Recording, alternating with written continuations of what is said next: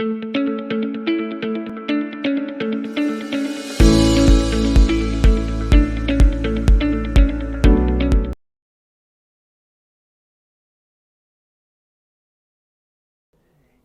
আপনারা যদি খবরের কাগজে দেখে থাকেন বা টেলিভিশন নিউজগুলি ফলো করে থাকেন, তাহলে আপনারা সকলেই জানেন যে রাশিয়া থেকে একটা খবর এসেছে যে একটা ভ্যাকসিন আবিষ্কার হয়েছে, যেটা নাকি ক্যান্সারের পেশেন্টদের মধ্যে দিলে সেই ক্যান্সার পেশেন্টরা সেরে যাবে। এই ধরনের ভ্যাকসিনকে বলা হয় থেরাপিউটিক ভ্যাকসিন। বিভিন্ন ধরনের থেরাপিউটিক ভ্যাকসিন হয়। রাশিয়ার যে ভ্যাকসিনটির কথা বলা হচ্ছে, যার নাম আমরা এখনও জানি না, যেটা এখনও হিউম্যান ট্রায়াল শুরু হয়নি, সেটা একটা বিশেষ ধরনের থেরাপিউটিক ভ্যাকসিন, যেটাকে বলা হচ্ছে এমআরএনএ ভ্যাকসিন। কিন্তু আমরা তো ছোটোবেলা থেকেই জেনে এসেছি যে prevention is better then cure. তাহলে এমন কোনো ভ্যাকসিন কি নেই যেই ভ্যাকসিনের সাহায্যে আমরা ক্যান্সারটা হওয়া থেকেই আটকাতে পারবো? আমি আপনাকে এইটুকু বলতে পারি যে থেরাপিউটিক ভ্যাকসিন এখনও পর্যন্ত কিন্তু খুব ভয়ঙ্কর ভালো রেজাল্ট, এত ভালো রেজাল্ট দেখাতে পারেনি যার ফলে সেটা ওয়াইডলি রেকমেন্ডেড হবে। কিন্তু অলরেডি আমাদের সমস্ত রেকমেন্ডেশনের মধ্যে এক ধরনের ভ্যাকসিনেশনের কিন্তু চলে এসেছে, এবং সেটি হচ্ছে প্রিভেন্টিভ ভ্যাকসিন। অর্থাৎ কিনা এমন একটা ভ্যাকসিন যেটা আমাদের ক্যান্সার হওয়া থেকেই বাঁচাতে পারবে। কিছু কিছু ক্যান্সার রয়েছে যেই ক্যান্সারগুলি কিন্তু কোনো একটা ইনফেকশনের জন্য হতে পারে, বিশেষত ভাইরাল ইনফেকশন থেকে হতে পারে। এর মধ্যে এক নম্বর যেটা আছে সেটা হচ্ছে cervical cancer, anal cancer, oropharyngeal cancer, যেটা হয় হিউম্যান প্যাপিলোমা ভাইরাস, এই ভাইরাসটা থেকে। এছাড়াও আর একটা ক্যান্সার আছে যেটা হচ্ছে লিভার ক্যান্সার। অনেক সময় যদি হেপাটাইটিস ইনফেকশন হয়, সেই হেপাটাইটিস ইনফেকশন থেকে লিভার খারাপ হতে পারে, এবং সেই লিভার খারাপ হওয়ার পর থেকে লিভার ক্যান্সার তৈরি হতে পারে। তো এই লিভার ক্যান্সারটা কিন্তু ওই হেপাটাইটিস বি থেকেই অ্যাকচুয়ালি ডেভেলপ করে। সব লিভার ক্যান্সার নয়, কিন্তু বেশ কিছু liver cancer hepatitis B infection থেকে তৈরি হচ্ছে। কাজেই যদি এই হেপাটাইটিস বিটাকে আটকানো যায়, তাহলেও থিওরিটিক্যালি স্পিকিং আমরা হেপাটোসেলুলার কার্সিনোমা অথবা লিভার ক্যান্সারটাকে আটকাতে পারি। তো এই দুটো ক্যান্সারের, এই দুটো ইনফেকশনের বিরুদ্ধেই কিন্তু ভ্যাকসিন আমাদের কাছে হাতে আপাতত মজুদ আছে। এক হচ্ছে এইচপিভি ভ্যাকসিন, যার একটা পোশাকি নাম, সেটা হচ্ছে গার্ডাসিল 9।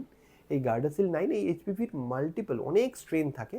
তার মধ্যে মোস্ট কমনলি যেই স্ট্রেনগুলি ক্যান্সার কজ করে সেগুলো হচ্ছে এইচপিভি 16, এইচপিভি 18, এবং সেই সাথে এইচপিভি 6, 13 ইত্যাদি আরও অনেক স্ট্রেন আছে।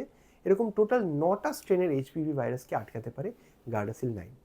সাধারণভাবে মহিলাদের মধ্যে এবং পুরুষদের মধ্যে 9 থেকে 26 বছর বয়স পর্যন্ত সকলের ক্ষেত্রে এই ভ্যাকসিনেশনটা দেওয়া উচিত।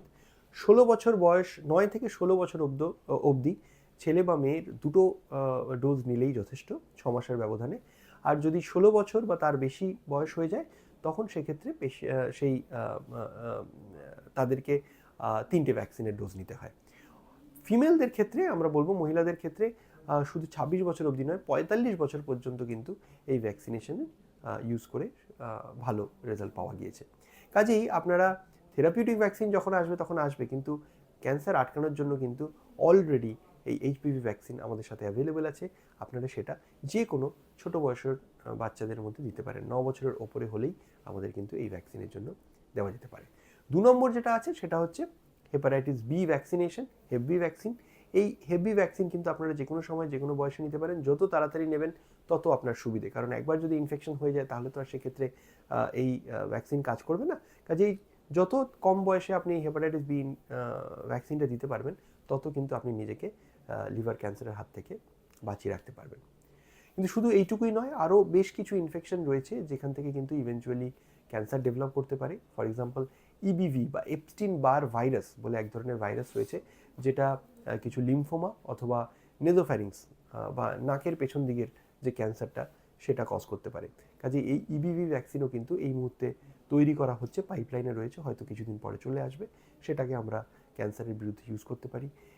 আপনারা সকলেই জানেন যে আলসার, মানে গ্যাস্ট্রিক আলসারের একটা কারণ হচ্ছে এক ধরনের ব্যাকটেরিয়াল ইনফেকশন, যেটাকে বলে হেলিকোব্যাক্টার পাইলোরি ইনফেকশন। এই হেলিকোব্যাক্টার পাইলোরি ইনফেকশন থেকে গ্যাস্ট্রিক আলসার হয়, এবং সেই গ্যাস্ট্রিক আলসার কিন্তু ইভেনচুয়ালি ক্যান্সারের দিকে টার্ন করতে পারে।